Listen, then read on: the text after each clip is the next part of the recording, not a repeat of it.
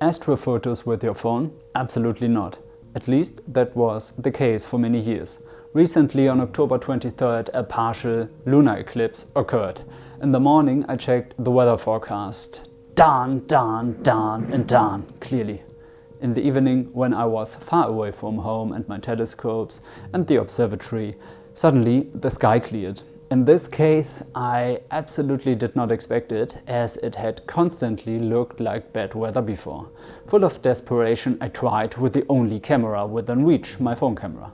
And behold, this is the first time I'm satisfied with an astrophoto I've taken with the phone.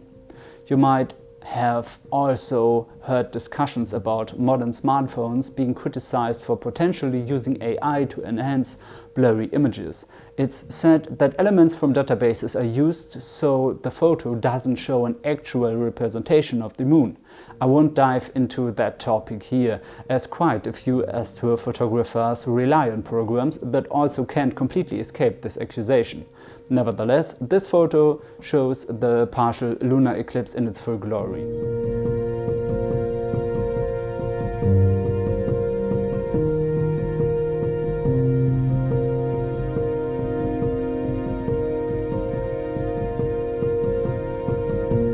The image actually surpasses my expectations significantly. However, it still stands. With the Samsung S23 you can indeed capture beautiful moon pictures, but when it comes to astrophotos or star shots, they're still pretty bad and not worth mentioning. I used to have a Huawei P30 Pro before, and while the star shots looked better, they still weren't that great. Can a current smartphone still be useful for capturing the night sky?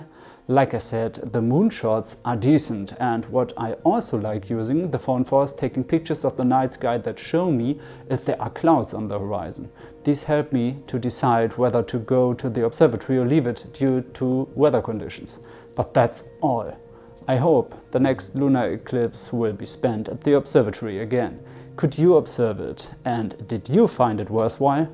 Feel free to write about it in the comments. Also, let me know if you are aware of a smartphone that can actually take decent pictures of the night sky. Clear skies.